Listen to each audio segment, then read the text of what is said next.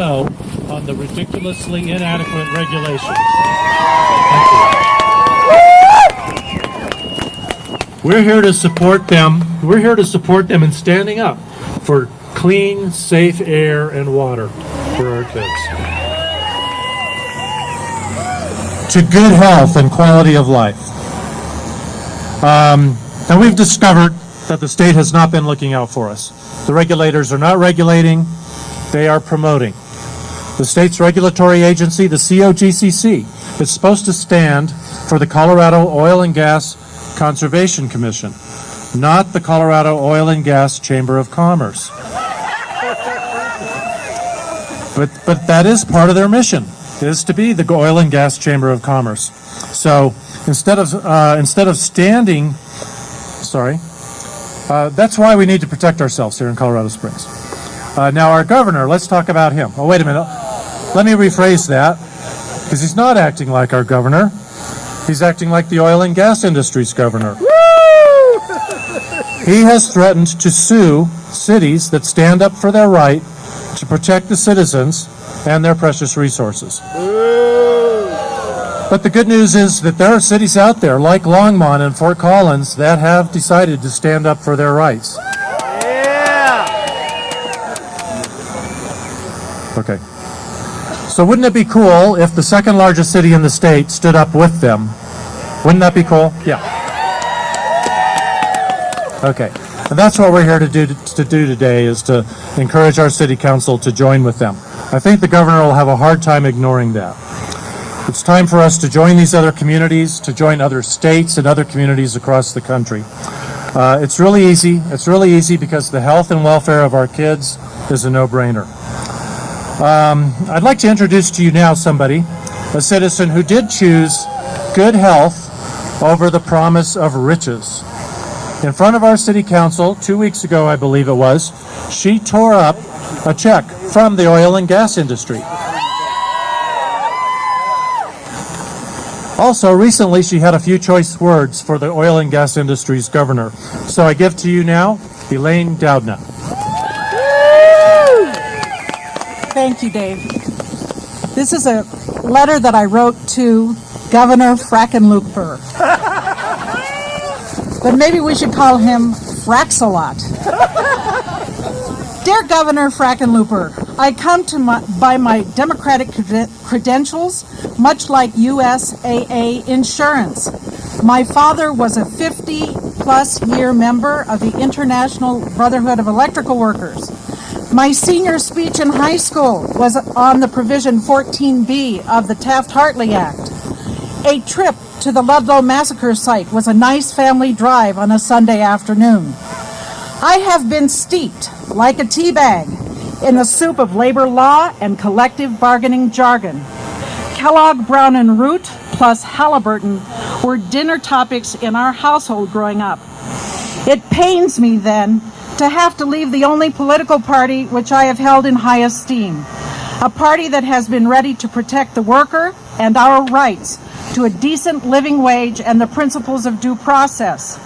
I have been a committed member of the Teachers Association for more than 30 years, been a precinct committee person, a canvasser, a poll watcher, and an election judge. The Democratic Party cannot count on me from now on. I will be a spoiler, a Ralph Nader, ready to split the vote from here on out. You, Governor, give me no choice. You and your friends, former Governor Ritter, Senator Bennett, and Philip Anschutz, among others, have chosen to support the oil and gas lobby against the citizens of the state of Colorado. You are no better than Governor Elias A.M. Ammons calling in the Colorado National Guard against defenseless miners at Ludlow in 1914, almost a century ago. You have formed an unholy alliance against the people of Colorado. You have chosen money over public good. Will you really have us socialize the risks of fracking while your friends privatize the profits? You, Governor Fraxalot, need to be recalled. Unfortunately, Gov, Once a geologist, always a geologist. Elaine M. Ernest Douda, and P.S. If you think that my salutation is disrespectful, please consider that your threat to sue municipalities that ban fracking as insulting. We are just shaking in our shoes. Ooh! I feel like Daddy has taken us to the woodshed for a good whooping. Certified science teacher here in Colorado, which means I'm certified to teach chemistry, physics, geology, biology, and ecology. And I have to tell you, the background in science helped me when I was in parachute and was subjected to the whitewash of the gas and oil industry. When I moved there, I didn't know anything about fracking. I certainly didn't know who Encana was or natural gas drilling. And was thrilled with the prospects of a teaching position, accepted the position, and prepared to move there. My first conversation outside of my interview in parachute was with the housing authority, where they sternly warned me to not drink the water. Now, I have lived in places before where water has been sort of subject to criticism, but this proclamation came from everybody I spoke with in parachute. Nobody in parachute or Battle of Mesa drank the water, and it was attributed to fracking. The number of anecdotal stories from students and parents and other faculty members about livestock that would die drinking from a water source that they had drank from for years had recently been fracked, and 6 months later the livestock is dead, or the family pets are dead, or in some rare cases neighbors died. The number of neurological conditions that I saw among students is probably 10 times what I've ever seen in any other district that I have taught in. Nosebleeds, leukemia, migraines, phantom illnesses that couldn't be diagnosed, huge numbers of students. I would put the number at between 20 and 25% of the student body, which is exorbitantly high. And Canada did a lot to work their PR in this community. They built a brand new middle school, which was the school where I taught, and it was gorgeous, LEED certified, beautiful, modern amenities, lovely place to work, except for the fact that they put a fracking pad 800 feet from the bus stop location where the children would stand to catch the bus, or they would wait when they got off the bus. So while there was an attempt to put money into the community, it really had a superficial feel to it, and the outcomes to the students far outweighed anything that they could have put in. I was invited and sponsored by Encana to go to the National Energy Educators Conference in Dallas, and was able to tour a fracking pad on that tour, and again, very eye-opening. What they will show you, what they won't show you. What they will tell you, what they won't tell you. So I just want to encourage everyone here to continue to fight the good fight for the sake of our children. If fracking is allowed in the city, it's allowed in residential zones, it's allowed near schools, it's allowed near parks. The air pollution alone is worth concern, not to mention what it does to the water. So thank you again, everyone, for coming out, and keep it up. Well, thank you. I wish I was your mayor.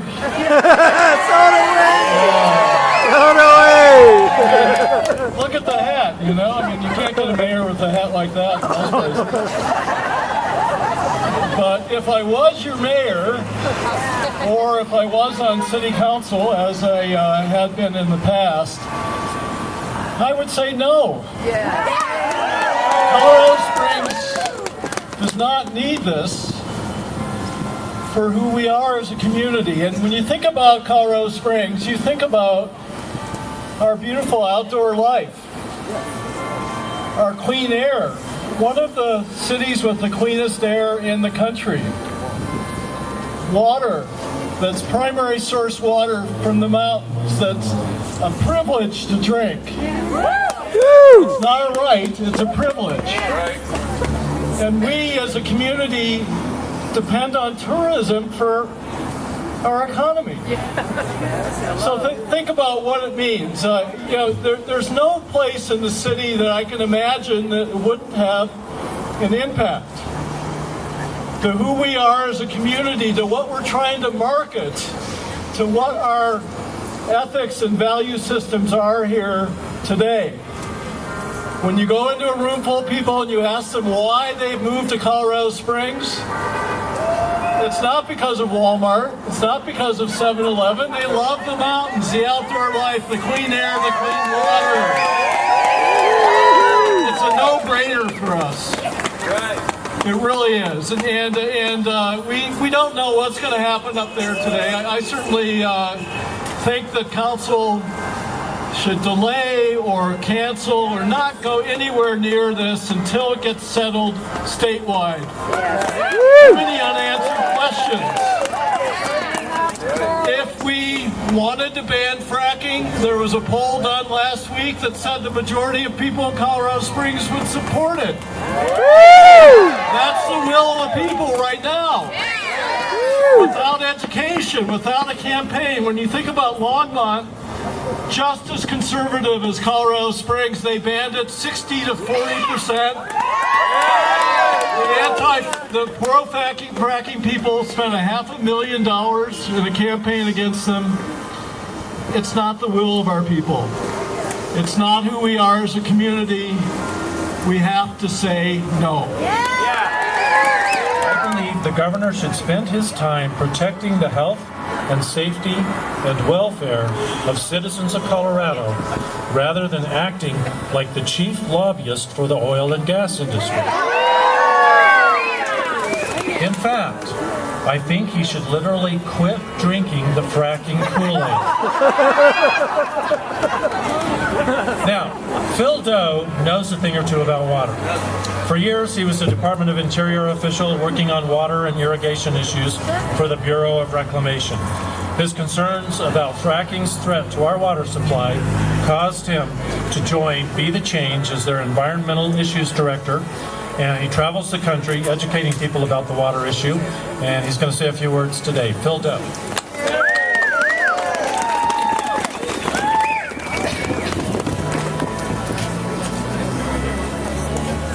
Thank you very much for allowing me to come here and speak to you.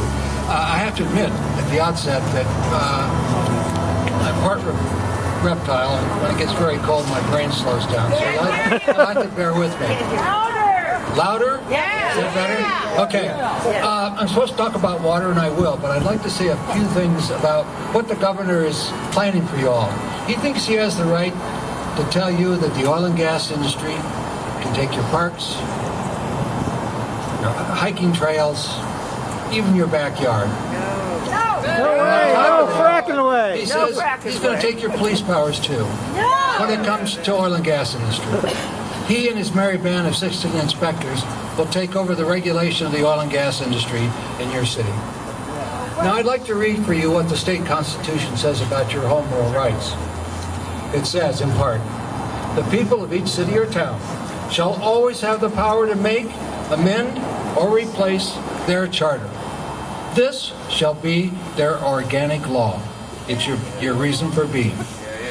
And extend to all its local and municipal matters.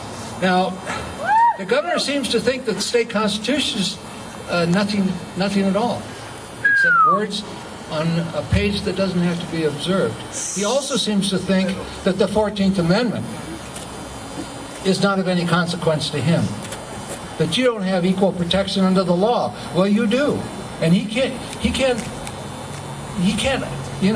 rescind that. He simply can't.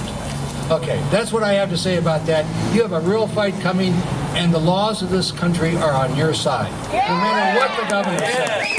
Now, let me talk about water before my brain turns to ice. One of the things you have to realize about fracking, the horizontal fracking that the industry wants to practice throughout the state, is it's brand new. And there are just very few wells in the state that are actually horizontally fracked. But when they do frack, they need 5 million gallons of water per well. And oftentimes, they'll put 8 wells on one pad. A pad will start out with 20 acres and maybe be compacted to 10 acres. And they do that on one section of land. So they use 40 million gallons of water on one section of land, and they destroy all that water. That's enough water for the uses of 2,400 people per year. It's 8,000 truckloads in and out to deliver that water, and that doesn't talk about the chemicals. So how big do you think this is statewide? Well, nobody knows because the state isn't watching. This is really the oil and gas industry state, make no doubt, the way it's being regulated. But we think that the oil and gas industry already owns 20% of this state. 20% of it. That's 20,000 square miles. That's a landmass larger than 9 states in this country. It rivals the size of West Virginia. Yet we don't have one study as to what that means to our future, our water supply, our air, our health, our social well-being. Not one, and not even one is planned. This stuff has to stop until we have a better understanding of what's going on. I just wrote an article, Wes helped me, and we tried to calculate what the overall water supply or water demand would be. And we think in a few years, maybe 7 or 8 years, that the annual water requirements of the oil and gas industry state will be over 40,000 acre-feet a year. Now that's because they use it all, because they destroy it, because it can't be used for anything else. That's enough water for the domestic needs of 800,000 people. In case you haven't noticed, folks, all of our rivers are over-appropriated. We don't have any water for the oil and gas industry. Now, they can buy it, they can take it, because apparently the governor is not going to require them to go into court to get an appropriated right. We need to stop that. This is a big, big battle, and it's going to take all of us to do it. But let me tell you something. If you think you're too small, just think of yourself as a mosquito. But not any old mosquito. Just think of yourself as a mosquito in a tent on a rainy night in August. You have power you can't even imagine. So go in there and tell them that you want your city back. It doesn't belong to the oil and gas industry. It belongs to you. Our state constitution says it does. And the 14th Amendment protects that right. Thank you. During the fires.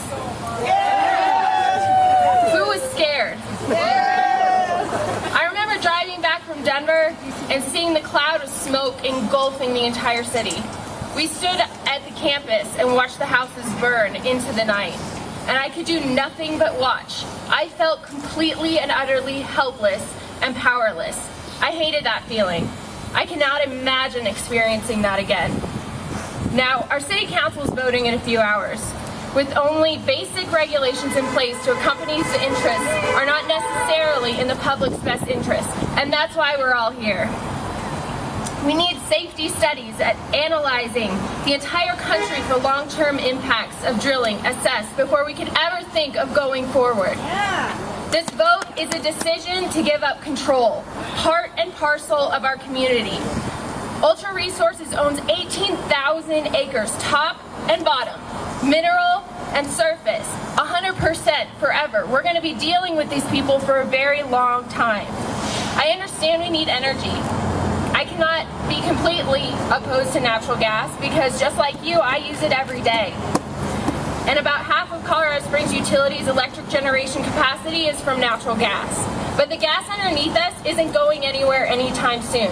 It's been here for thousands of years, and we need to wait just a little bit longer.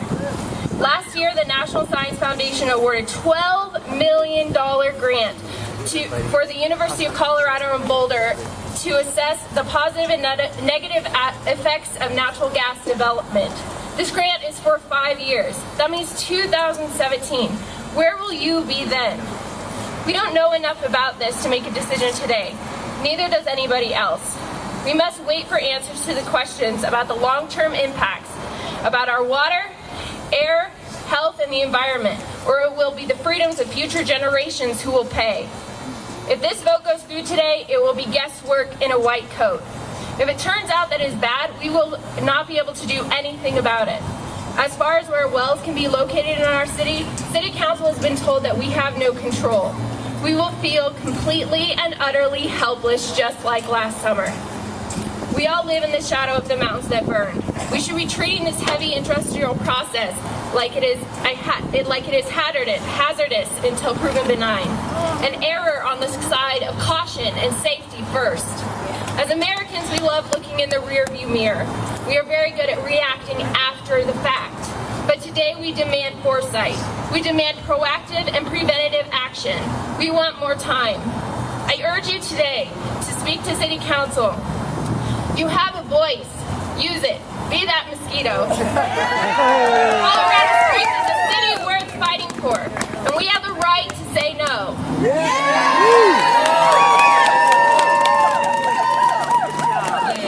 Beautiful day to stop fracking in Colorado. My name is Steve Saint. I'm the Executive Director of the Pikes Peak Justice and Peace Commission. And for 5 years, the coordinator of the Green Cities Coalition. And I just want to thank all of you for being here, because you're here because you care about the future. And that's what sustainability is all about. It's living in such a way that the future has a future. And everyone here is committed at some level to looking at the future and living our lives now like that future matters. So I just want to thank everybody here for being here. I'm reading in the Denver Post today about a fracking revolt in this state, okay? Longmont, Fort Collins, Colorado Springs, Lafayette. They don't frame it like it's a revolt, but it is a revolt all across the state. Palmer Lake, okay, there is a people's revolt going on, okay, and they won't say that out front, but if you look at all these cities, Gunnison County, Elbert County, all these counties are questioning things, cities are questioning things. We're on a roll. We're part of the future. We're going to stop fracking all across the state. Thank you for being here. I just want to mention a couple other things about the future. One of them is that we're going to have to keep this conversation going. We don't know how they're going to vote. We don't know. It might just end up being a nothing happening today. And that's possibly because Ultra Petroleum doesn't really plan to frack here anymore. And so to the council, it may seem like a moot issue. But we know that somebody else is next in line. This is the future we're talking about. Who's next in line? We don't know. Is it going to be an oil and gas company? We don't know. Is it going to be a developer who wants to go back to residential? We don't know. It could be Steve Shucking Company. It could be Norwood. We don't know. So we need to continue this conversation in the future about our future. And I just want to mention a couple of things coming up. Thursday morning at Rico's, thank you, Richard Skorman. The Green Cities Coalition Steering Committee will be meeting. Everyone's invited to have breakfast. Thursday morning, we'll be there from 8 to 10. On the 28th, that's a Thursday evening, we're going to have a Green Drinks right over here at a new store. So we're ready for that? Okay, so there's going to, on the 28th, that's a Thursday night, right over here at Weber and Pikes Peak, a new store is opening that's going to be selling local products only. That's Nourish Organic Juice. Those are just two opportunities in the future to talk about the future. So if you're interested in those things and you're not on a sign up yet to get that alert, over at that table, you can put your email down. We'll make sure you hear about when we're going to continue this conversation. We need Banning Lewis Ranch to be taken out of production. Yeah. We need Banning Lewis Ranch to be set aside. We don't need it to go to another oil and gas or another developer. So we need to push City Council. Maybe they need to buy that. So let's consider the future of Banning Lewis Ranch and where we're going from here. I'd like to introduce Bill McKibben. Unfortunately, Bill is not here in person, but he did have something to say to us. If you read The End of Nature in 1990, you know about climate change and what Bill McKibben's been doing. So let's hear what he has to say. Thank you, Steve! Yes, Steve! Last year we managed to get it banned in my home state of Vermont, the first in the country to do so, and that took a weight off our shoulders. Not long afterwards, the neighboring province of Quebec did the same thing. Opposition to fracking, in other words, crosses languages, because it's based on the international language of science. We know by now that this is a dangerous technology, dangerous close to home, and dangerous to the atmosphere. Partly that's because of leaking methane, a highly dangerous gas that contributes to climate change. And partly that's because cheap natural gas undercuts truly clean energy sources like the wind or the sun. Colorado has seen the face of climate change up close. We all watched in sadness last year as you dealt with those remarkable blazes. And it's seen the possibilities for an energy economy based on the sun and the wind. I'm so glad you're working today to protect your city and your planet, and I'll be cheering you on from a distance. Many thanks, Bill McKibben.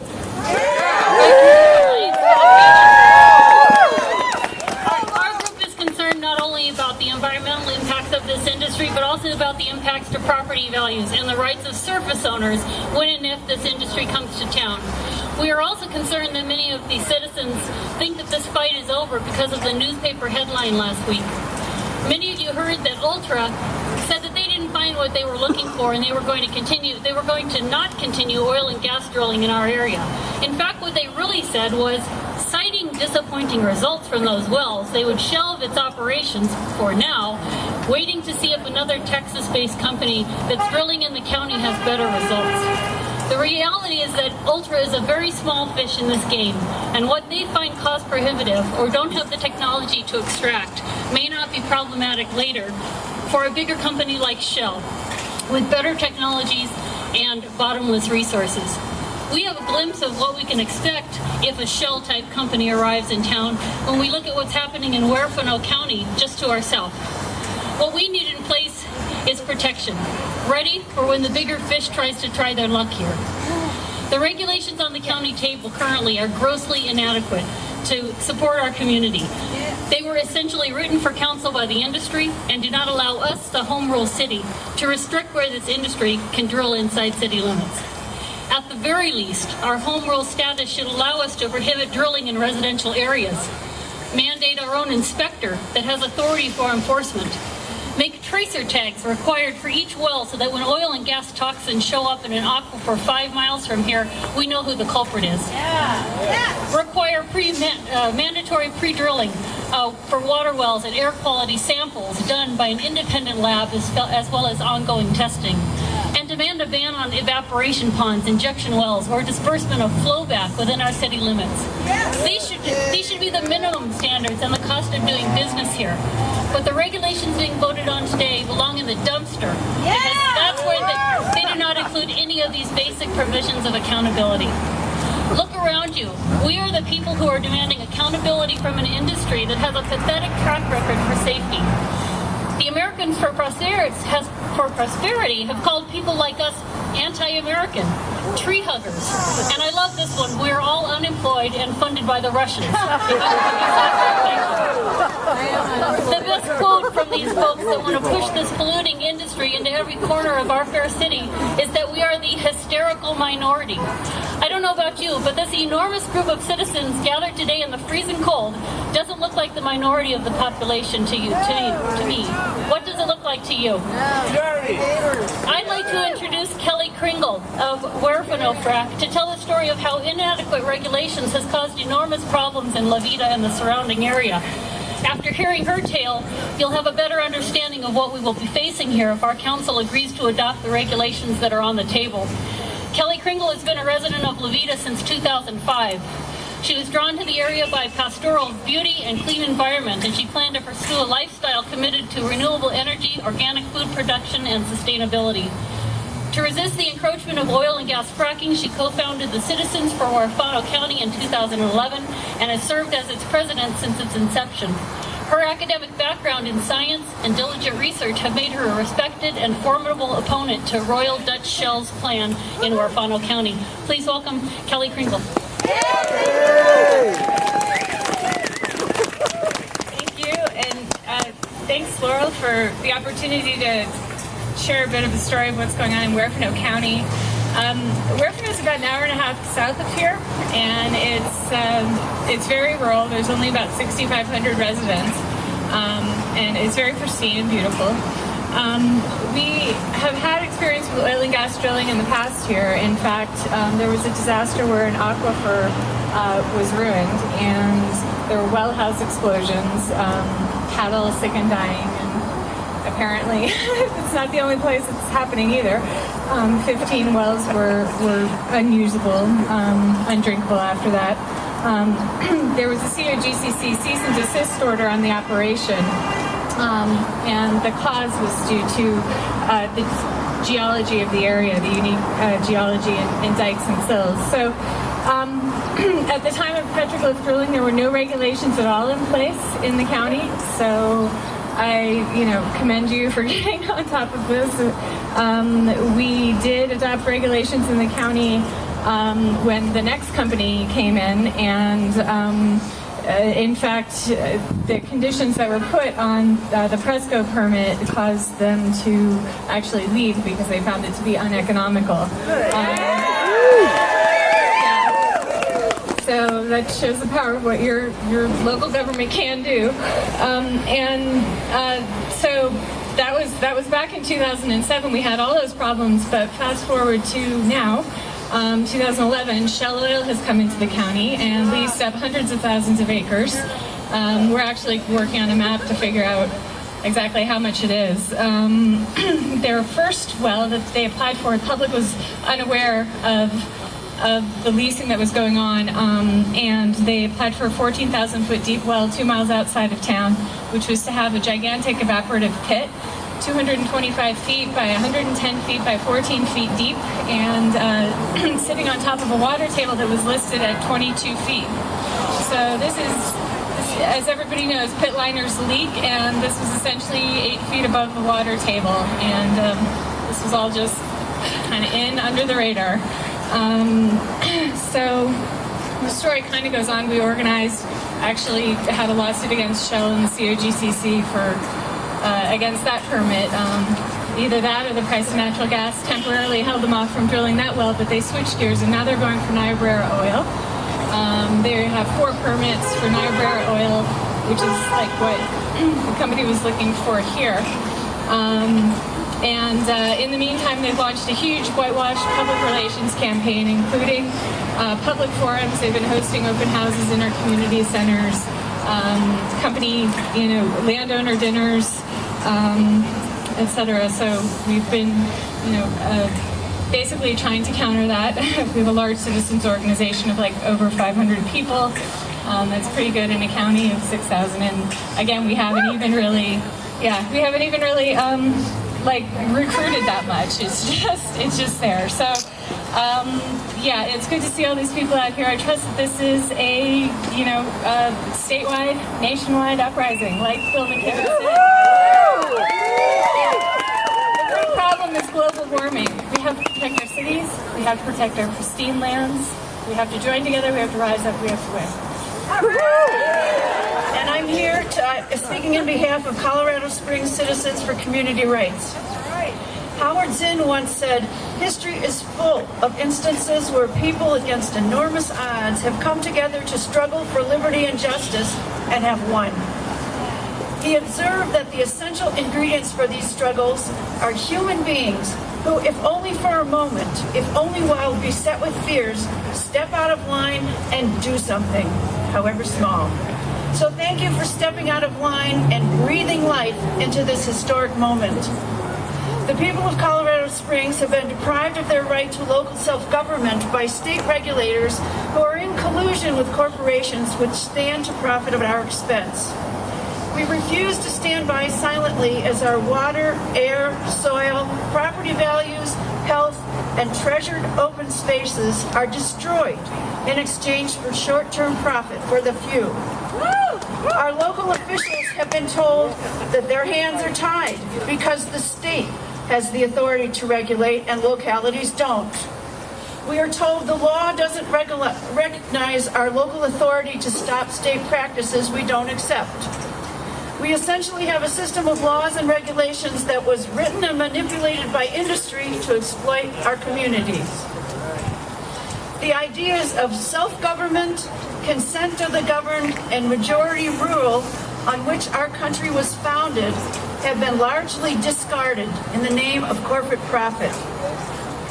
In response to such blatant disregard for our rights, Colorado Springs Citizens for Community Rights will join Longmont, Fort Collins, and other communities across the nation that have stood up to protect our rights to community self-determination. Today, we announce the submission to the City Clerk's Office for certification of a petition for a Bill of Rights charter amendment banning fracking. It's already been filed at the City Clerk's Office. Today, we'll ask City Council to put this amendment on the ballot. But if they don't, we'll collect signatures soon to put this on the ballot ourselves in November. Our amendment will reassert our right to pure water, a right to clean air and skies, to clean soil and land, our right to healthy, clean, and robust ecosystems, and the right to community self-government. To secure these rights, the Charter Amendment will declare it unlawful for any corporation to engage in any aspect of natural gas and oil operations, from extraction to wastewater disposal, and including the sale of our water for oil and gas drillings within the city of Colorado Springs. We challenge this broken system ourselves because those elected or tasked to protect us have not. And ultimately, we must ask ourselves, do we cower in fear and fail to protect our communities, our children, and future generations that will all depend on the same water, air, and soil on which we depend to live healthy lives? Or will we courageously stand up for our right to decide for ourselves and defend our clean water, air, and soil, our property values and economy, and our health? It will not be easy. But if we are committed, relentless, and united, then change will be inevitable. We will stand undeterred and ready to defend the recognition of our rights in court in the same spirit as the women's rights and civil rights movements before us. And we hope you will join us. Amendment language at frackfreesprings.org, and we have copies here for the media. Please welcome me in welcoming Wes Wilson, a retired 30-year EPA analyst and now a whistleblower, geologic engineer, and water resource manager who was featured in the award-winning documentary Gasland. Yeah!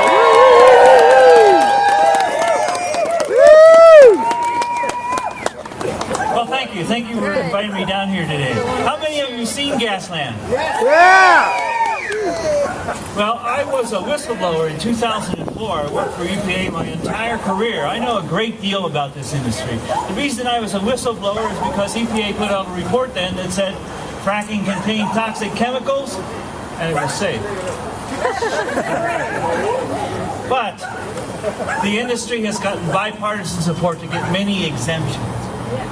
I want to talk to you about a couple of things today. About the almost certainty that drilling will succeed. I'm not sure what Ultra's playing, but as a geologist, I'm very concerned that this industry is capable of getting down to the mother lode, down to the formation, the Niobrara Shale, where the oil has always been. And so that means there's very little likelihood they hit dry wells. They just need a better fracking process. So be careful how that is played out. You should still get your city council to delay this or push it off so that they don't come into the city. I want to give you some facts about climate change and about the certainty of air pollution from drilling. You know, we've been fed a bill of goods that natural gas was going to somehow take us to a better future because it was better than coal. It's not better than coal. Natural gas, in order to be better than coal, would have to have a leakage rate of less than 2%. Just 2%.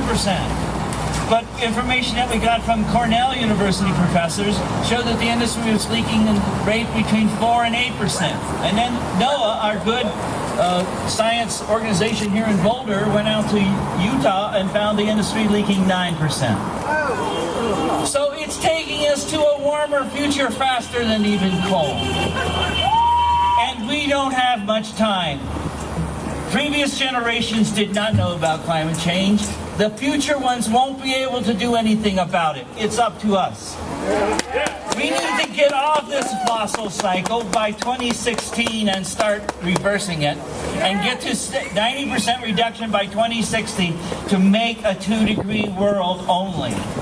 If we go over a 2-degree world, we're not going to have a livable world. Let me get on to the certainty of air pollution from drilling. My buddy Phil was wrong just a little bit. There are 2 studies.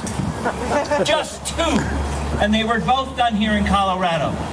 One was done by Dr. Lisa McKenzie and John Agate of the Colorado School of Public Health at Fitzsimmons. And what they found was that people who live close to wells are exposed to high cancer-causing agents. Benzene, toluene, ethylbenzene, xylene, which comes off of these wells in addition to the fracking chemicals. Dr. Theo Colburn, a good colleague of mine at the Endocrine Disruptor Exchange in Peonia, did a year-long study of air pollution 7/10 of a mile away from a set of drilled wells in Garfield County. And she found some 44 different chemicals. And there were chemicals that I thought that she would find, the benzene and toluene and things, but she also found methylene chloride, a highly toxic solvent that wasn't even reported as a fracking fluid because it was used for some other part of the industry. Now, what she reported about those low concentrations but chronic exposures is not comforting. Lower birth weight babies, smaller skulls, even lower IQs in children. These are endocrine disrupting chemicals, and we shouldn't be exposed to the toxic trespass by this industry. You know, Churchill was right. Americans can be counted on to do the right thing once they've exhausted all other possibilities. We've exhausted the fossil fuels, now get out there and do the right thing. For Mother Earth. This I Don't Know More movement has come to Colorado. We have one established in Denver, and now we have the Pueblo chapter active. Please look into the I Don't Know More movement, idon'tknowmore.com, to get information, further information of how you can help get involved in our own communities. Right now, what everybody is doing here today, this is part of the I Don't Know More movement. Everybody here is part of this Native American movement that we have been doing for our whole lives, generations. What we are doing this for is for the 7 generations of our children, the 7th generation to come. So right now is awareness, fracking. Us here, everybody's here because we know what fracking is. But our families, our friends, the people that we network with have no clue what fracking is. So the first thing I believe that we need to do is awareness, to get our friends and our family and the people that we don't know, the people we see at the coffee shop, you know, talk about the issues here in the city, here in our town, here in our own state, the XL pipeline that's going on all the way through the United States, starting in Canada, the drilling that's happening in the oil around in the oceans. You know, we need to bring awareness that this is not just Colorado, this is a worldwide thing, this is a Mother Earth thing. We need to protect her. That's why we are doing the I Don't Know More movement. So please look into it and get involved. Thank you.